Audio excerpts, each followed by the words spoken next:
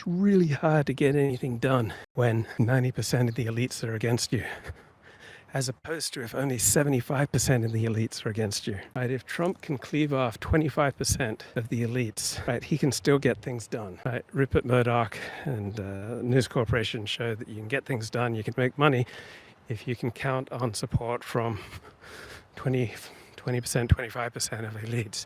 But if 95% of elites are against you, it's very hard to get anything done. And Trump, like Nixon before him, is often in great danger of having the elites steadily side against him, because things work on momentum. And it's just completely socially unacceptable to be pro-Trump in all sorts of elite social circles, growing perhaps ever more unacceptable. And so when Trump was contesting the 2020 election, he couldn't get any high-powered lawyers to take his cases because it just appeared that his case was ridiculous and no high-powered lawyers would take his case. Trump is not exactly assembling the best and the brightest on his various legal teams. And in this case, his legal team was particularly inept, and he paid the price. Right? You really want to have the elite on your side. Right? If you want to succeed, right, you find out who has power, and then you give it to them. You flatter them. You tell them how great they are. And if you don't do that, then you're going to have a lot of misery. G'day, mate. 40 here. So another thing that jumps out at me about the news media coverage of the Trump conviction is how giddy the news anchors and the reporters were.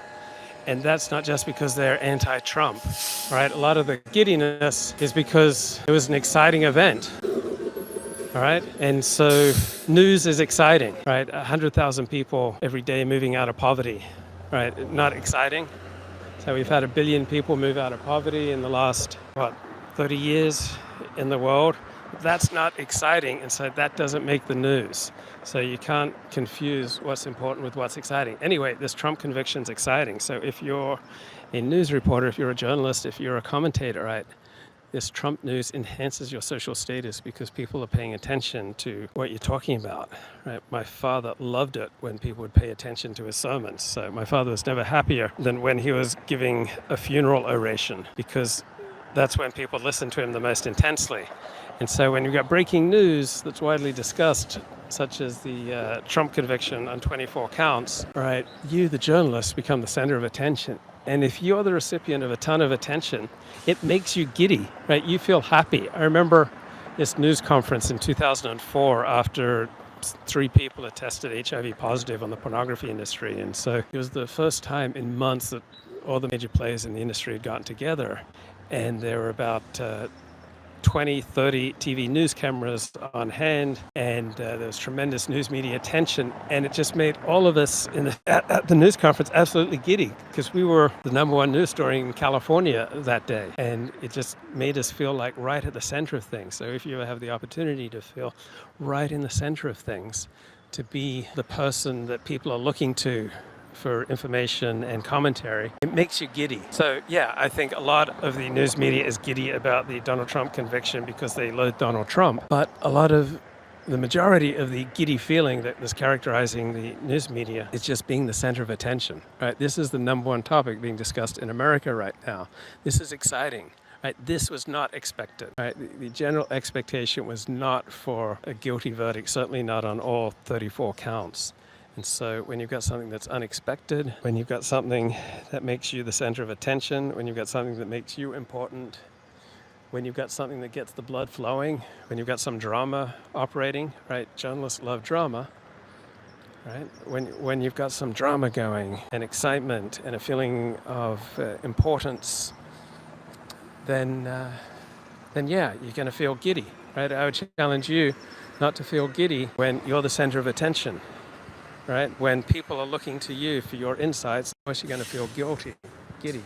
This isn't something weird going on in the news media, right? This is a to be expected response. And so far, right now, it looks like the Democrats are just much more successful and much more competent. They've got the illegal elite on their side. So, for example, the anti-gay marriage crowd they couldn't find any major law firms to handle their cases because the law firms would be shunned if they argue the side for opposing gay marriage.